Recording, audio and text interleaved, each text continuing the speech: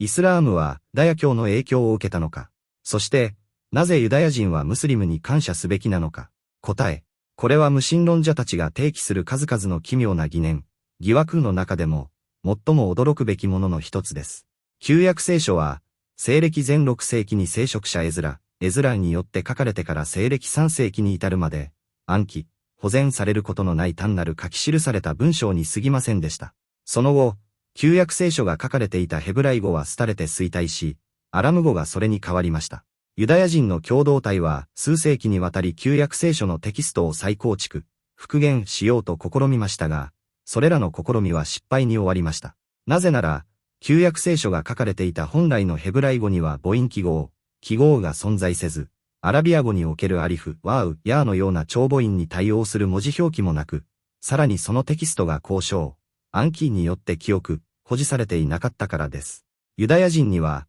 聖クルアーンのすべての文字に見られるような交渉の連続的伝承、タワトゥルーが存在しなかったのです。これはユダヤ人にとって極めて深刻な問題でした。ユダヤ人が旧約聖書を再び正しく読めるようになったのは、それから1400年もの歳月が流れた後、具体的には、アッバース朝のイスラームカリフ時代になってからのことです。ムスリムのカリフ政権の庇護と、当時のイスラーム文化の繁栄の中で、アーロン・ベン・アシェル、エアロン・ベン・アッシャーやモーゼス・ベン・ナフタリ、モシェ・ベン・ナフタリの手によって、ユダヤ人はついに自らの聖書を再読、復元することが可能となりました。そしてユダヤ人たちがそれを成し遂げることができたのは、ヘブライ語の発音で困難が生じた際に、アラビア語の語源の助けを借り、さらにアラビア語から母音記号、チェスケールの手法を取り入れたからに他なりません。エリエゼル・ベン・イエフダー、エリーザー・ベン・イエヒュダーがその辞書を編纂した際、ヘブライ語には2000程度の語根しか存在しないことに気づき、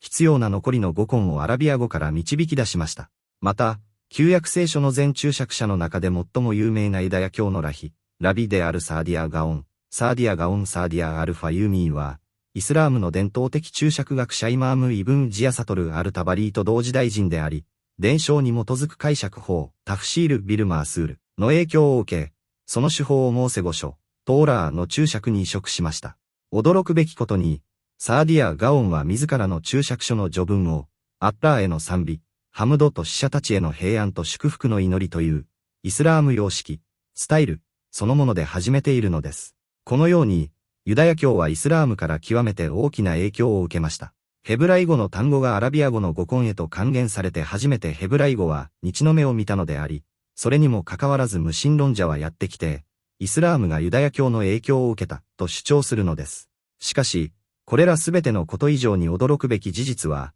ユダヤ人がイスラーム文化からアラビア語の文法規則を取っただけでなく、数多くのイスラームの儀礼、タクスを自らの立法、シャリアに取り入れて加えたという点です。その一例が、ハラハー・ゲドロット、ハラコット・グドロットに記されている、ユダヤ人は礼拝の前に両足を洗わなければならないという規定です。ユダヤ人は礼拝の前に両足を洗います。本来の古代ユダヤ教には、このような規定は存在しませんでした。ユダヤ人が足を洗うのは、かつて会見の幕やタバーナクルに入る前だけに過ぎなかったのです。礼拝の前に両足を洗うことはユダヤ教本来の宗教儀礼ではなく、彼らはこの儀礼をムスリムから移植しました。これはコミズ・ブドゥーにおいて実践されるイスラームの儀礼であり、イスラームからユダヤ教へと移転したものです。ラビのアザリエル・ヒルデスハイマー、アズリール・ヒルデゼーマーが、ハラハー・ゲドロットの中で礼拝前の足洗いを命じるこのテキストを発見した際、彼はそれが、ユダヤ教に後から侵入した外来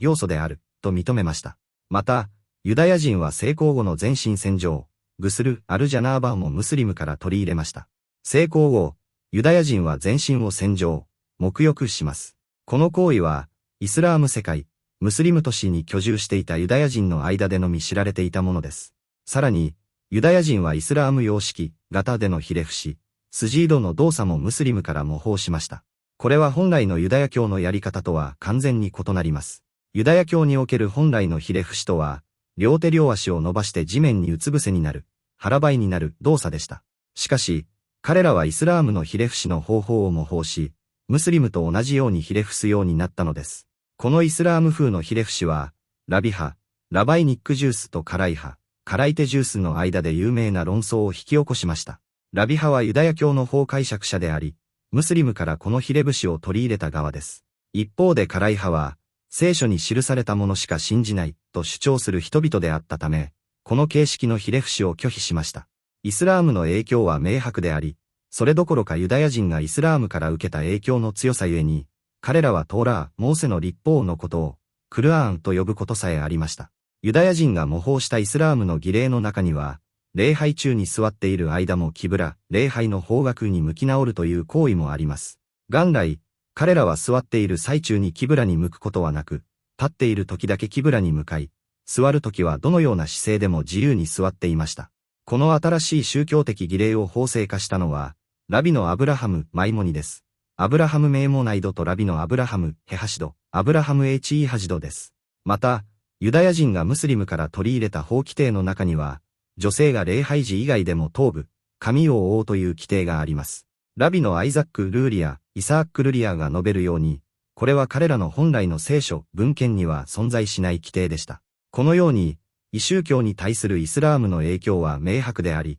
それにもかかわらず、イスラームがユダヤ教の影響を受けたと主張する者が後を絶ちません。しかし現実には、イスラームがユダヤ教やキリスト教、あるいは他のいかなる宗教からも影響を受けることはあり得ません。なぜなら、イスラームには極めて異彩を放つ特有の性質、すなわち、創作された革新、ビダー異端を自浄排除するメカニズムが存在するからです。宗教におけるあらゆる創作、付け足しは拒絶されます。アッラーの使者、彼にアッラーの平安と祝福あれは次のように仰いました。私たちのこの教え、宗教において、それに含まれないものを新しく作り出す者は、それを拒絶、却下される。この驚くべき自浄作用、特性により、イスラームはあたかも預言者、彼にアッラーの平安と祝福あれに降臨したばかりであるかのように、常にみずみずしく純粋な姿を保ち続けます。宗教に持ち込まれたあらゆる革新、ビダーは、学者たちによってその都度排除されます。この知識は、広大の構成で正義ある人々によって継承され、彼らは無知な者たちの歪曲、不信仰者たちの捏造、そして過激派たちの間違った解釈をそこから取り除くのである。それゆえ、イスラームは時代の変遷を経ても、下されたままの姿で永遠に残り続けるのです。聖クルアーンの中にシリア語を語源とする単語は存在するのか。答え。現代の一部の詐術魔と論者、ペテン師たちは、聖クルアーンのいくつかの単語の文字を改変してシリア語の単語に強引に近づけ、これらの単語にはシリア語の語源があると主張しようと試みました。これは私が未だに驚きを禁じ得ない点であり、何が人間をこのような行動に駆り立てるのか理解に苦しむところです。先ほど詳しく述べた通り、そもそもシリア語は固有の独立した言語、原初言語ではありません。シリア人自身も、単語のアラビア語における、語根、語源を検索、参照しない限り、自分たちの言語を理解することすらできないのです。また、シリア人が自らのシリア語を文法的に整理、記述できたのも、アラビア語の文字構造に照らし合わせること、類推によってのみでした。西暦7世紀における最も偉大なシリア語学者の一人であるヤコブ・エーデッサ、ジャコブ・オブ・エデザが、シリア語は、本来の形が忘れ去られてしまったと認めていることや、シリア語の権威である大主教イクリミス・ユースフダー・アルムーシリが、シリア語の単語はアラビア語の語根に立ち返ることでしか理解できないと告白している事実は、先述した通りです。シリア人は自らの言語を解読する上でアラビア語に完全に依拠しており、シリア人が用いるすべての正当なシリア語辞書は、アラビア語による解説を通してのみシリア語の意味を説明しています。そもそも、シリア語における最初のシリア語辞書が登場したのは、アラビア語辞書、アルアインの著者であるアルハリール・ブン・アフマド・アルファラーヒーディの没後90年が経過した後のことです。シリア人が自分たちの辞書を編纂できるようになるまでに、アルハリールのアラビア語辞書から丸々1世紀もの歳月を要したのです。アラビア語の特定の単語をシリア語に由来すると主張するこれらの詐術魔と論者の説で最も奇妙な点は、それらの単語の語根がシリア語には最初から存在せず、アラビア語にしか存在しないという事実です。シリア人が言語を発展させていく歴史の後の段階において、アラビア語からその語根を借用、表説したに過ぎません。語根自体がアラビア語にしか存在せず、シリア人自身もアラビア語の語根に遡らなければ意味を理解できない単語を、クルアーンがシリア語から引用、借用することなど、どうして可能でしょうか。彼らの主張は、あまりにも不可解です。シリア語全体が原初言語ではなくアラビア語からの借用で成り立っているにもかかわらず、なぜ彼らは歴史と真実を捏造してひっくり返そうとするのでしょうか。西暦7世紀の最も偉大なシリア語学者であるヤコブ・エデッサがシリア語の文字に母音記号、点記号を付すことができたのは、アブー・アル・アスワド・アルドゥ・アリーがアラビア語の文字に点を付すプロジェクトを完了させた後のことでした。アブー・アル・アスワド・アルドゥ・アリーがアラビア語の文法記号、ファトハ、カスラ、ダンマを制定した際は、アラブ人の実際の単語の発音方法に基づいて決定しました。一方でヤコブ・エデッサは、個々の単語や文字がどう発音されるべきか、ただ推測感に頼るしかなかったのです。シリア語、そしてアラム語やヘブライ語などの他のセム系言語は、すべてアラビア語から派生した言語です。私たちは、アラビア語が聖クルアーンの言語だからという理由だけでこう主張しているのではありません。これはこれらの言語を研究した者すべてが証言する客観的事実だからです。多くの言語学者たちは、アラビア語こそが原初セム語、プリミティブセミティックタングであると断定しています。カール・ブロッケルマンは著書、セム語比較文法の中で、アラビア半島こそが、セム人の最初の故郷洋蘭の地として最もふさわしい場所である、と結論付けています。また、オックスフォード大学のアッシリア学教授アーキバルド・ヘンリーセースは、その著書、アッシリア語比較文法において、セム系諸民族のアラビア起源の真実と、アラビア半島がセム人の原初の本土であり、世界で唯一純粋なセム形成を保ち続けた地域であることを実証する学術報告を表しました。歴史を通じてアラブ人や遊牧民、ベドウィンの部族がメソポタミアやシリア地方へと移動し続けた地理的動態は、セム系の原点がアラ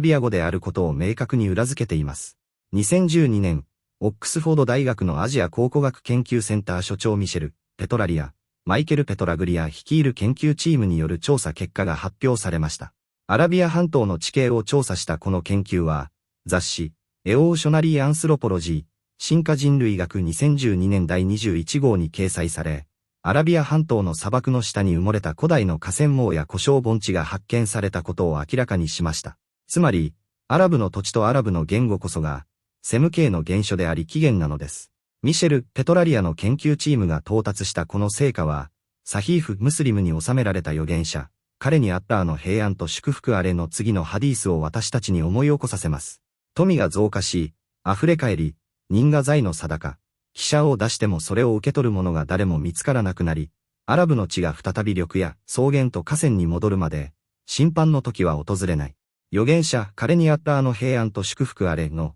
アラブの地が再び緑やと河川に戻るまでというお言葉は、かつてアラブの地が緑豊かな草原であり河川が存在する土地であったことを意味しており、これこそがこの卓越した科学研究によって裏付けられた真実なのです。アラブの地はかつてセム系言語の洋蘭であり、メソポタミアやシリアの諸民族の故郷でした。そのため、アラビア語は他の異民族の言語との混雑による不純物が混ざることなく保たれました。一方で、アラブの地から移住した他の派生部族は平原や川の谷間へと移動し、他の諸民族と混交しました。その結果、彼らの言語は彼らが携えてきた母体言語、アラビア語と外部言語の影響が混ざり合った混成語となり、こうしてシリア語、アラム語、ヘブライ語が誕生したのです。これに対し、アラビア語はアラブの地において一切の汚れや不純物なく純粋なまま残り続けました。アーネスト・レーナンは次のように述べています。アラビア語は最も驚異的な現象である。歴史を通じて、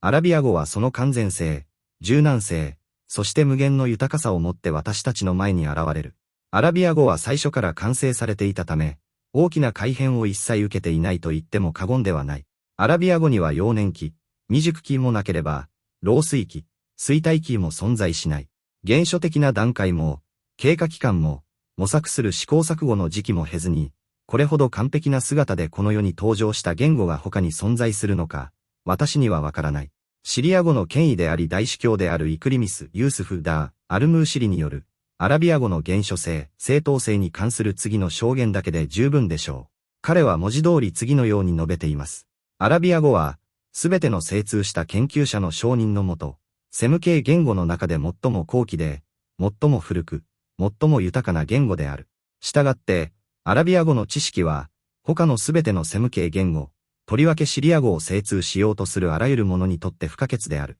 以上のことから結論付けられるのは、シリア語は語根性勢力の乏しい弱い言語、派生語であり、それゆえ語根から容易に新しい単語を生み出すことができないということです。これに対し、アラビア語は語根から単語を生み出す能力において世界で最も豊かな言語です。さらに、アラビア語は発声器官全体をカバーする音素、文字音を備えた唯一の言語であり、その発音部位、マハレジュは唇から喉の奥、声帯に至るまで広範囲に分布しています。この点において、他のセム系言語はもちろんのこと、地球上のいかなる言語にもアラビア語に並ぶものは存在しません。アラビア語の文字の発音部位の構造は驚くべきものであり、これはアラビア語の最も驚異的な特徴の一つです。世界の中の他の言語は、特定の文字音を書いていたり、複数の音を混同融合させたりしており、一部の言語では発音部位とその音が完全に消失してしまっています。例えば、さ、th という文字、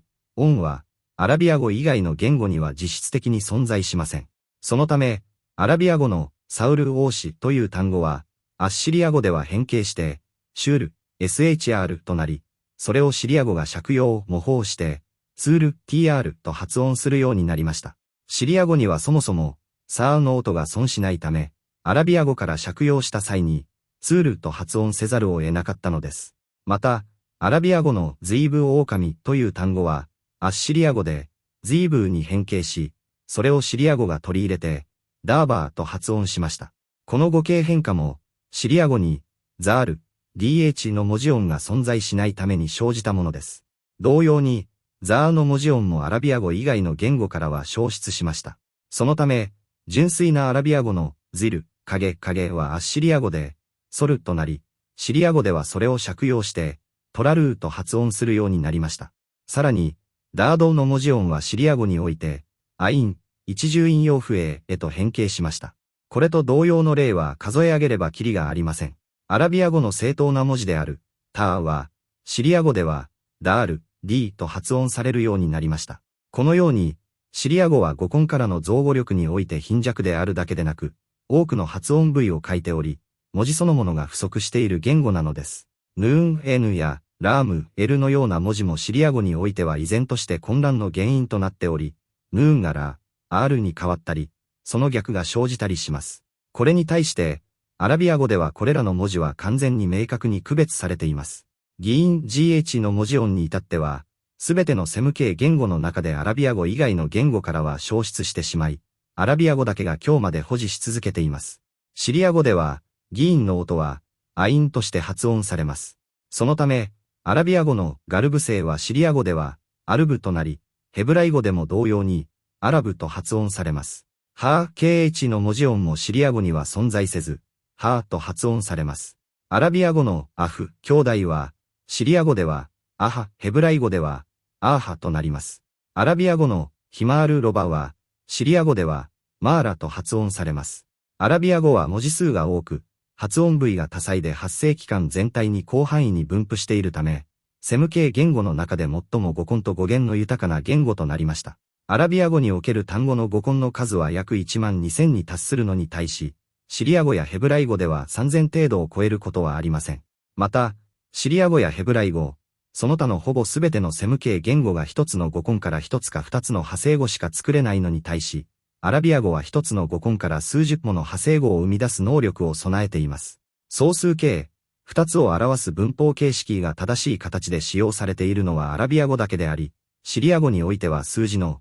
200と2つという2つの単語の中にしか総数形の形跡が残っていません。これらに加え、アラビア語は、核変化、イアラーブの体系を保持している言語であるという特徴を持っています。語末の母音変化によって文中での単語の文法的役割が決定されるのです。アラビア語は主格、所有格、属格、目的格、対格という核変化のシステムを完全に保持しています。一方で、アラム語、シリア語、ヘブライ語からは核変化の記号が消失し、アラム語やシリア語の副詞の語末におけるファトハ、アリフの形など、わずかな痕跡や残骸しか残っていません。この核変化、イアラーブのアプローチこそが、何世紀もの時が流れても言葉を生き生きと保ち、その輝きを失わせない理由なのです。極めて驚くべきことに、シリア語やヘブライ語の単語の大部分は、固定的、非派生語であり、それ自体の辞書の中にその意味を担う語根が存在しません。しかし、それらの語根と派生語はアラビア語の中に全く同じ意味で存在しているのです。これは、シリア語やヘブライ語の単語が派生した元の語源を理解するためには、アラビア語に遡ることが不可欠であることを意味しています。それゆえ、先述した通り、シリア語の辞書はアラビア語の語根に還元することによってしかシリア語の単語を訳出できないのです。したがって、現代の人間がやってきて、クルアーンの単語の起源はシリア語にあるなどと主張するのは、尻滅裂で奇妙極まりないことです。無神論者のペテン師であるクリストフ・ルクセンバーグは、イスラームを攻撃するためにシリア語を用いてクルアーンを解釈しようと試み、クルアーンの多くの単語がシリア語に由来すると主張しました。彼は浅はかな知性と乏しい知識、そして悪質な謀略をもって、クルアーンの多くの単語をシリア語に還元しなければクルアーンを理解することはできないなどと妄言を吐いたのです。驚くべきことに、ロンドン大学東洋アフリカ研究学院、ソアズからルクセンベルクに対する公式声明が出されました。この声明を発表したのは言語学者のフランソワ・デ・ブロワズであり、彼はその中で、クリストフ・ルクセンベルクと名乗る人物は古代セム語に関する知識を一切持っておらず、彼の正体は単なるレバノン系キリスト教徒に過ぎず、クリストフ・ルクセンベルクという名前が示唆するような西洋の研究者・学者などではないと明かしました。言語学者フランソワ・ド・ブロワは続けて次のように断じています。ルクセンベルクは、各セム言語学の方法論に関する真の理解を一切書いている。イノセント・オブ・エニーリアル・アンダースタンディング・オブ・ザ・メソードロジー・オブ・コンパラティブ・セミティック・リングイスティクス。フランソワはさらに論を進め、ルクセンベルクのプロジェクトは学術的な仕事などではなく、単なる、素人愛好ダエッタンティズムに過ぎないと評価しました。また、カーディフ大学のセム語研究教授であり、シリア語の解説及び言語分析に関する著作を持つダニエル・キング博士も、ルクセンベルクのプロジェクトに関する独立した研究論文を執筆し、次のように記しています。このプロジェクトは、クルアーンのいくつかのフレーズを再読、解釈しようとする、脈絡のない、尻滅裂な一連の推測、仮説の羅列に過ぎない、A シリーズオブラージリーアンコネクティッドコンジェクチャーズ。ルクセンベルクはその朝は笠ゆえに、クルアーンを記述した者たちが一部の文字の点、母音記号、識別点の配置を誤ったのだ、と仮定しました。しかし彼は、クルアーンのすべての文字が、交渉、暗記によって預言者、彼にあったの平安と祝福あれの口から各世代の暗唱者、ハファーズへと、現代に至るまで書物、マサーヒフの伝写ではなく、交渉の連続的伝承、タワートゥルによって伝えられてきたという事実を知らないのです。ルクセンベルクはこの捏造、虚構の仮説を立てることによって、クルアーンのいくつかの単語を再読し、それらをシリア語に引き寄せようと試みました。驚くべきことに、ルクセンベルクはこの無意味なタワ言にとどまらず、後ほど挙げる例に見られるように、クルアーンの単語との辻褄を合わせるためにシリア語そのものやその単語の意味すら改変もてあそんだのです。ルクセンベルクは、クルアーンのすべての文字が、歴史を通じてイスラーム共同体、ウンマのあらゆる世代において、預言者、彼にあった平安と祝福あれの口からその正確な発音方法とともに交渉の連続的伝承、タワートゥルによって伝えられてきたことを知らないのでしょうか。ルクセンベルクは、聖クルアーンの暗唱、伝承における、イジャーザ、伝承許諾証を取得する伝統的な方法について聞いたことがないのでしょうか。ルクセンベルクは、シリア語がアラビア語から派生した新しい言語派生語であり、その単語は固定化、非派生化されており、シリア人自身も自らの単語をアラビア語の語根へと還元しなければ理解できないという事実を知らないのでしょうか。ルクセンベルクは、シリア語が、造語力において、貧弱な言語であることを知らないのでしょうか。ルクセンベルクは、シリア語には、サー、ハー、ザール、ワアウ、ダード、ザー、ギーンといった文字音が全句存在しないことを知らないのでしょうか。ルクセンベルクは、世界中の言語の中で完全な、核変化、イアラーブの体系を備えているのはアラビア語だけであり、現代ドイツ語において極めて原始的な形で存在するに過ぎないことを知らないのでしょうか。ルクセンベルクは、アラビア語こそがセム系言語の母体、原初言語であることを知らないのでしょうか。私たちは誰に向けてこの言葉を語っているのでしょうか。嫉妬の炎が彼らの心を焼き尽くし、クルアーンに対する闇が彼らを蝕んでいます。なぜなら、クルアーンは胸の中に保全された啓示、ワヒであり、礼拝堂、ミハラーブで読唱され、休むことなく人々の下で唱えられ、人々の生活に息づいているからです。一方で彼らの言語は博物館に入り、私たちが校外学習でミイラに囲まれながら眺めるような古代の遺物と化してしまったのです。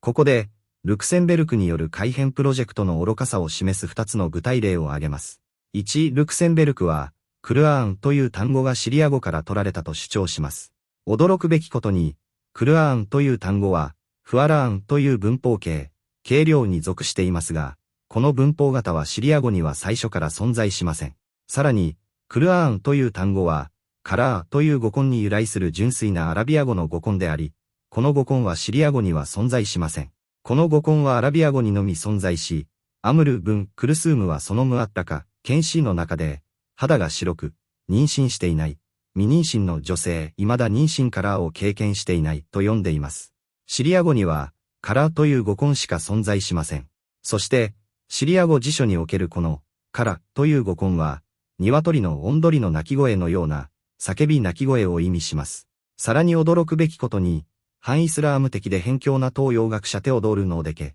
セオドルノルデクでさえ、ルクセンベルクがアラビア語のクルアーンの語源だと考えたシリア語のクリアーナという単語について、テオドール・ノーデケによれば、古代シリア語には存在しなかったと認めているのです。2、ルクセンベルクがそのプロジェクトで提示した第2の例は、アッラーの次のお言葉における、アルハワーヤーという単語です。また、牛と羊からは、それらの脂肪を彼らに禁じた。ただし、それらの背に負うもの、または内臓、アルハワーや、あるいは骨に混ざるものは除く。アン・アーム章146節。ルクセンベルクはこの、アルハワーヤという単語の起源がシリア語であり、アラビア語にはその意味が存在しないとみなしました。しかし、アラビア語に精通しているアラブ人であれば誰でも、アルハワーヤが正当で純粋なアラビア語の単語であり、ハワー、ヤフイー、ハワーヤという正当なアラビア語の語根を持っていることを熟知しています。私たちは荷物を運ぶトラックコンテナのことを、ハーウや、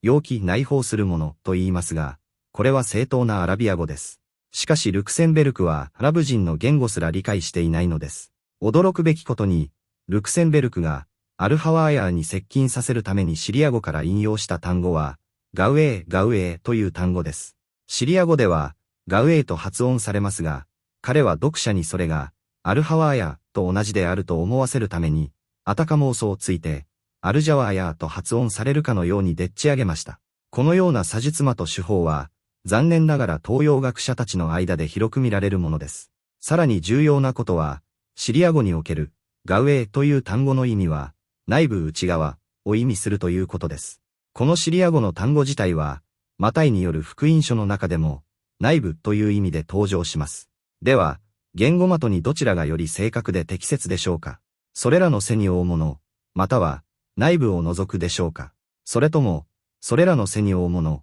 または、内臓、ハワーや腹部が包含するものを除くでしょうか。ハワーヤーとは、含有物、お腹の中に含まれている内臓を意味します。言語としてどちらがより精密でしょうか。極めて奇妙なことに、シリア語のガウエーは語根を持たない固定された単語、非派生語であるのに対し、アラビア語においては本来の語根を持つ正当な単語なのです。これらは、ルクセンベルクとその同類によるプロジェクトの不当な本質をあらわにする簡単な例に過ぎません。